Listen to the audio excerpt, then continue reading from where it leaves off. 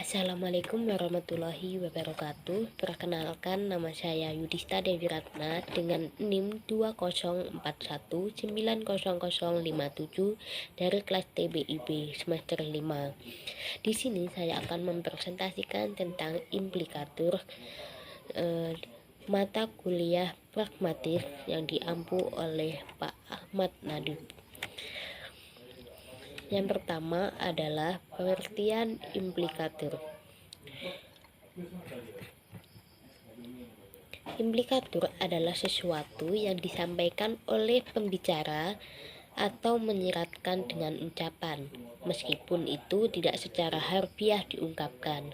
Implikatur dapat membantu dalam berkomunikasi lebih efisien daripada mengatakan secara eksplisit segala sesuatu yang kita inginkan berkomunikasi. Jadi, implikatur ini merupakan suatu ucapan yang tersirat dalam arti tidak langsung dalam penyampaiannya, dan implikatur ini lebih efisien untuk digunakan dalam berkomunikasi, dan apapun yang kita inginkan dalam berkomunikasi itu akan lebih mudah, seperti itu.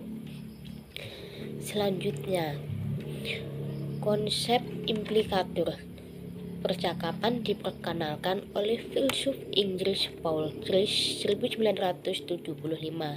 Grice membedakan implikatur percakapan yang muncul karena penutur diharapkan menghormati aturan umum percakapan, dan implikatur konvensional yang terikat pada kata-kata tertentu seperti tetapi atau oleh karena itu. Jadi di sini tuh dalam implikatur percakapan kita diharapkan untuk menghormati aturan umum percakapan, dalam arti tidak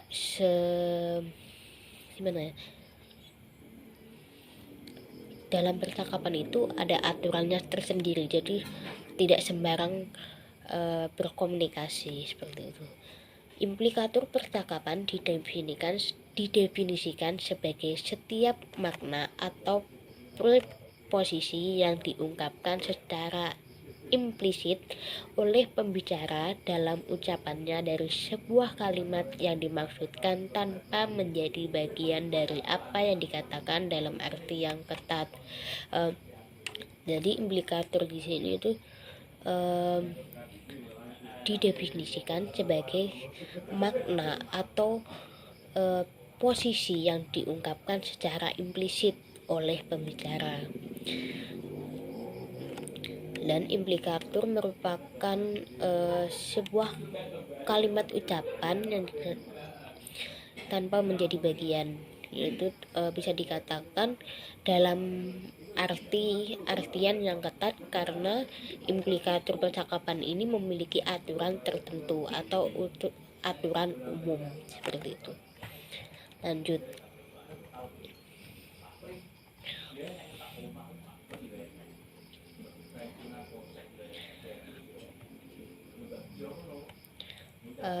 Pada dasarnya seorang pembicara dan pendengar bekerja sama dan bertujuan untuk menjadi relevan. Seperti pembicara dapat menyiratkan suatu makna secara implisit, yakin bahwa pendengar akan mengerti.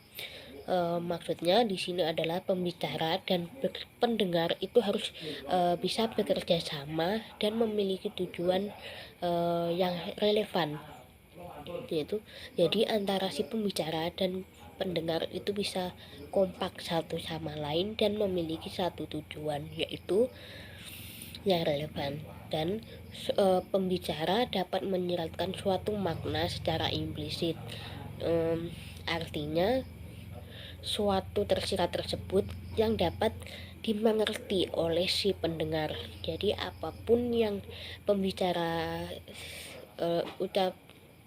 yang ingin bicarakan, pendengar itu akan bisa mengerti, seperti itu. Yang pertama, apakah Anda menonton program ini? Implikatur percakapan yang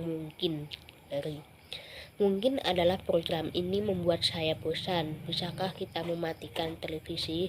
Nah, jadi di sini itu apakah Anda menonton program ini. Jadi ini si pembicara dan si pendengar menjawab, program ini membuat saya bosan, bisakah kita mematikan televisi. Jadi artinya itu memberikan respon yang bisa dimengerti oleh si pembicara tadi yang menanyai soal apakah menonton program ini. Dan selanjutnya, berbeda dari entailment, implikatur dapat dibatalkan, seperti terdapat percakapan antara si A dan B. Si A menanyakan, John memakan beberapa kue, dan si B, saya pikir dia akan melakukannya, berapa banyak yang tersisa. Dan si A menjawab kembali, bahkan dia memakan semua kue. Jadi si A ini sudah menanyakan John itu memakan berapa kue. Terus si B juga menanyakan berapa banyak yang tersisa kue yang telah dimakan dari si A. Dan si A kembali menjawab bahwa dia memakan semua kue. Selanjutnya, implikatur adalah apa yang dikomunikasikan atau disampaikan, dimaksudkan, dikatakan. Jadi implikatur percakapan itu adalah sesuatu yang akan dikomunikasikan, disampaikan, dan dimaksudkan. Jadi apapun yang dikomunikasikan, apapun yang disampaikan, dimaksudkan, dan dikatakan itu adalah termasuk implikatur percakapan. Dan implikatur percakapan melampaui dan di atas kadang dari apa yang dikatakan. Ini mewakili hubungan antara pembicara dan proposisi yang dihasilkan oleh pembicara itu berdasarkan logika percakapan. Jadi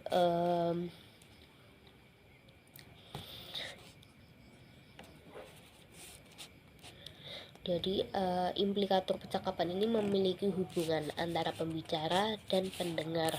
Jadi segala sesuatu yang dikomunikasikan atau disampaikan, dimaksudkan, atau dikatakan tersebut memiliki logika percakapan. Lanjut, prinsip kerjasama. Joyce mengusulkan agar peserta dalam pertukaran komunikatif dipandu oleh prinsip yang menentukan cara bahasa digunakan dengan efisiensi dan efek maksimum untuk mencapai komunikasi yang rasional. Bahwa Joyce ini mengusulkan supaya peserta dalam melakukan pertukaran komunikatif dapat dipandu dengan prinsip yang menentukan cara bahasa yang digunakan dengan efisiensi atau lebih efisien dan memiliki efek yang maksimum untuk mencapai komunikasi yang rasional atau yang baik. Selanjutnya, Joyce juga menyebutnya prinsip kerjasama dengan kata membuat kontribusi percakapan Anda seperti yang diperlukan pada tahap di mana hal itu terjadi, dengan tujuan atau arah yang diterima dengan pertukaran pembicaraan di mana Anda terlibat. Jadi maksud dalam prinsip kerjasama ini adalah si pembicara atau si pendengar ini membuat kontribusi percakapan yang mereka perlukan dan harus melewati tahap yang dimana itu akan terjadi seperti tujuan atau arah yang diterima dari pertukaran pembicaraan di mana pembicara dan pendengar terlibat. Jadi hubungan antara pembicara dan pendengar tersebut harus memiliki kerjasama agar mendapatkan hasil komunikasi yang baik seperti itu.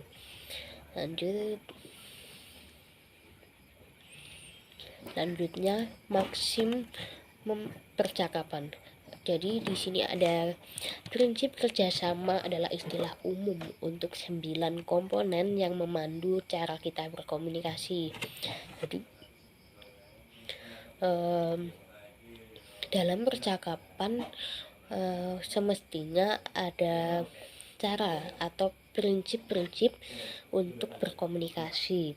9 komponen tersebut dikelompokkan menjadi 4 kategori yang disebut maksimum percakapan kualitas, percakapan kuantitas, dan maksim percakapan hubungan, dan yang terakhir adalah maksim percakapan cara jelas atau manner.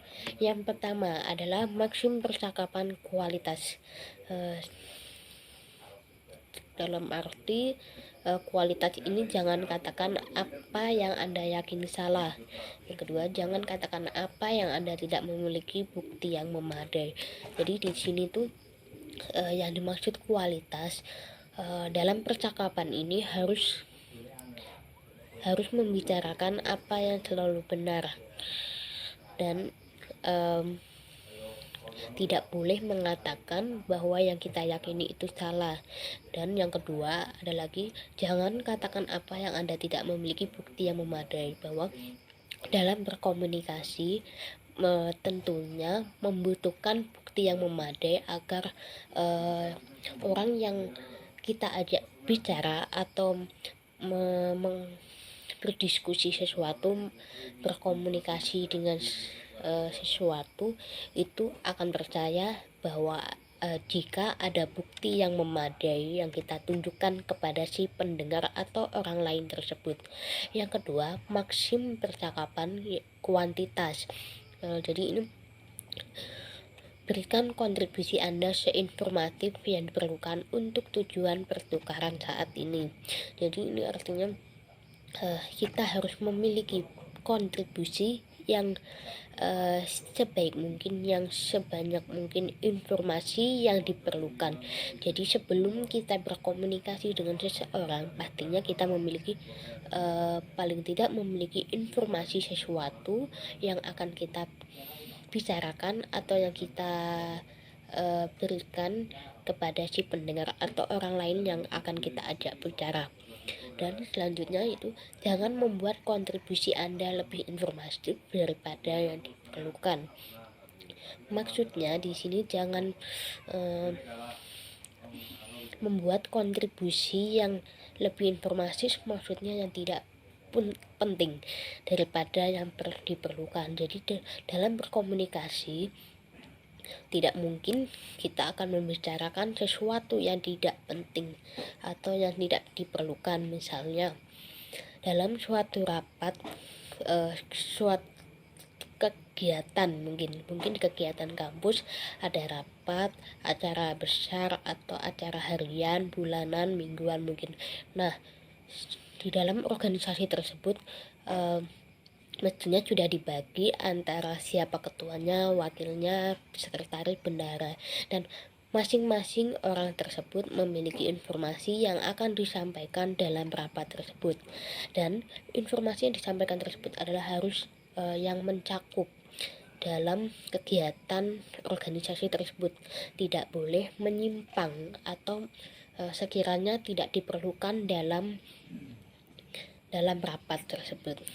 Terus yang ketiga ada maksim hubungan, itu membuat kontribusi Anda relevan.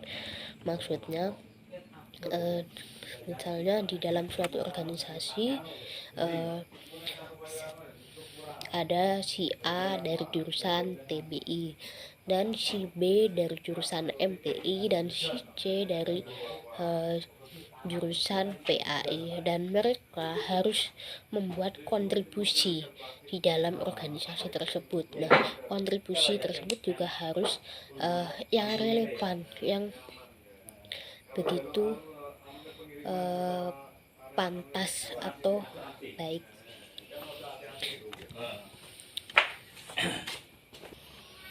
Dan yang terakhir adalah maksim percakapan cara jelas atau manner. Nah, yang pertama, hindari ketidakjelasan. Jadi di sini tuh dalam berkomunikasi kita juga harus menghindari yang tidak jelas. Jadi dalam berkomunikasi diusahakan sesuatu yang kita bicarakan, sesuatu yang kita diskusikan dengan si orang lain itu harus yang jelas. Contohnya, hindari ambiguitas. Jadi dalam berkomunikasi kita harus bisa menghindari sesuatu yang ambiguitas atau informasi yang sekiranya ambiguitas sifatnya. Terus yang ketiga, singkat atau hindari terlalu banyak yang tidak perlu. Nah, di sini sudah dikatakan tadi bahwa kita harus menghindari apa yang tidak perlu untuk dibicarakan dalam suatu percakapan atau suatu kontribusi tersebut. Kita hanya boleh membicarakan sesuatu yang diperlukan atau sesuatu yang penting untuk dibahas dalam komunikasi atau suatu percakapan tersebut. Yang terakhir adalah tertib. Dalam berkomunikasi kita juga harus mengikuti aturan umum, yaitu tertib. Selanjutnya, hubungan antara pembicara dan maksim. Dalam percakapan, pembicara dapat melakukan salah satu dari 4 hal yang berkaitan dengan prinsip kerjasama dan maksim. Yang pertama, pembicara mungkin mematuhi maksim. Ini adalah asumsi default. Hubungan di sini dimaksud adalah mungkin si pembicara dapat mematuhi maksim.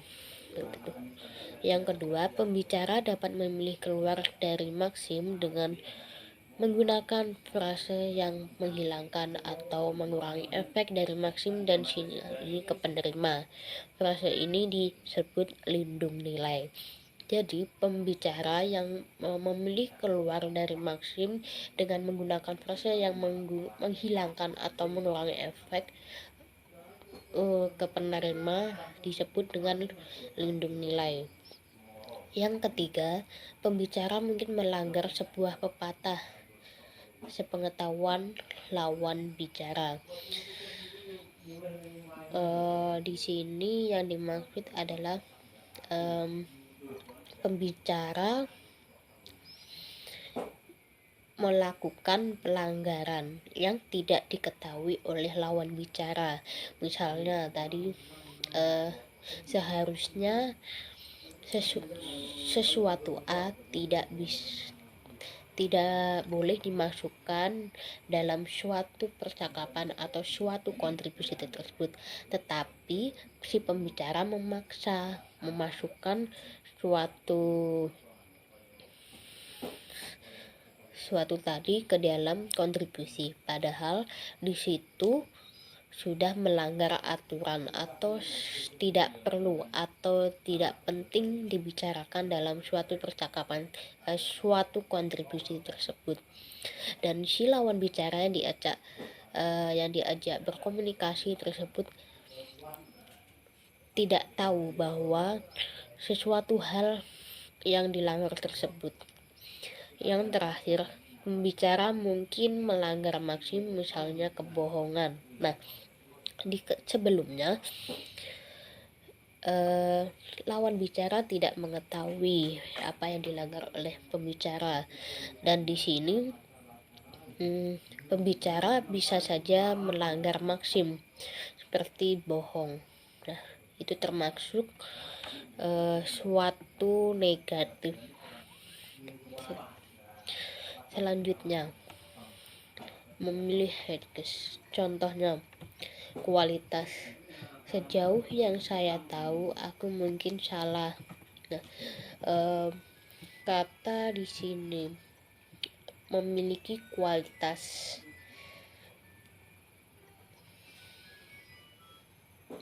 Dia mengatakan bahwa sejauh ini yang saya tahu dan aku mungkin salah, tapi gitu.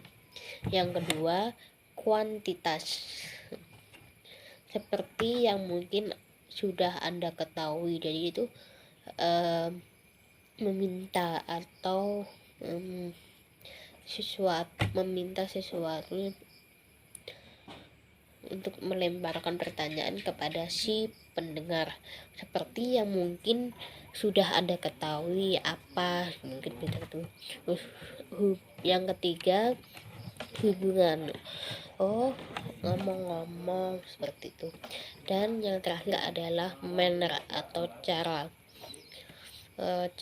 berbicaranya itu kita juga harus memilih dengan yang sopan atau bisa dimengerti oleh pendengar. Misalnya bisa dilontarkan dengan kalimat, saya tidak yakin apakah ini jelas, tapi seperti itu. Dan selanjutnya, implikatur percakapan ini adalah implikatur percakapan yang muncul dari mengamati maksim dan mengikuti prinsip kerjasama. Contoh yang pertama, kualitas. John meninggal minggu lalu. Nah, di sini pembicara percaya bahwa John meninggal sebelumnya minggu dan memiliki bukti yang cukup bahwa dia melakukannya. Di sini dikatakan John sudah meninggal minggu lalu.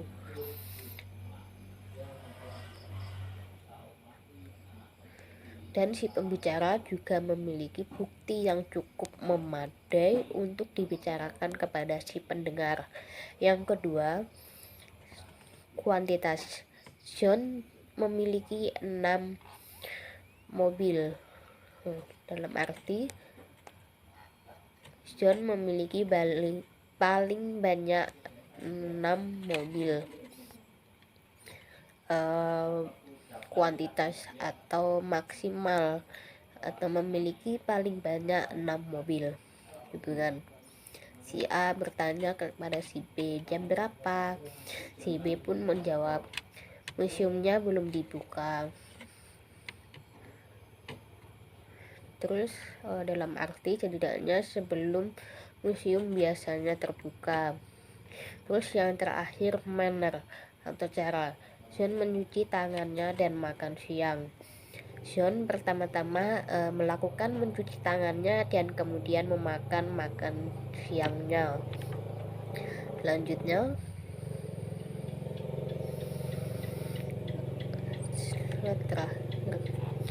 implikatur percakapan. Ini adalah implikatur percakapan yang muncul dari pelanggaran maksim tetapi tidak mengikuti prinsip kerjasama. Contohnya yang kualitas, kamu sangat pintar. Dalam kondisi tertentu itu menyiratkan bahwa Anda tidak pintar sama sekali. Nah, kamu sangat pintar, ini termasuk sudah sesuatu kalimat yang tersirat, otomatis mengatakan Anda tidak pintar sama sekali. Yang kedua, kuantitas atau jumlah. Si ibu bertanya kepada Ted, apakah pekerjaan rumahmu sudah selesai? Ted pun menjawab, saya telah menyelesaikan aljabar saya. Dalam arti, saya belum menyelesaikan bahasa Inggris. Yang ketiga, hubungan.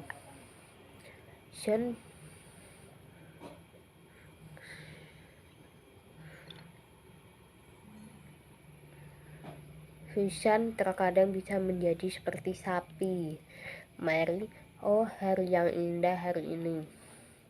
Seseorang tidak boleh berbicara buruk tentang orang di belakang mereka. Maksudnya, dalam suatu berkomunikasi kita juga harus menjaga etika berkomunikasi, karena dalam implikator percakapan sudah dikatakan bahwa memiliki atau mempunyai aturan umum.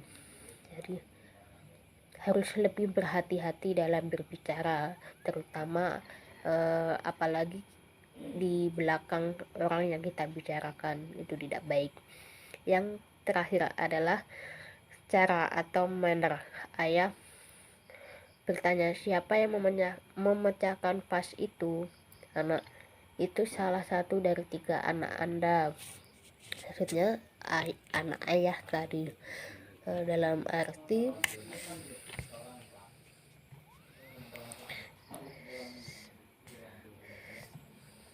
saya tidak memberi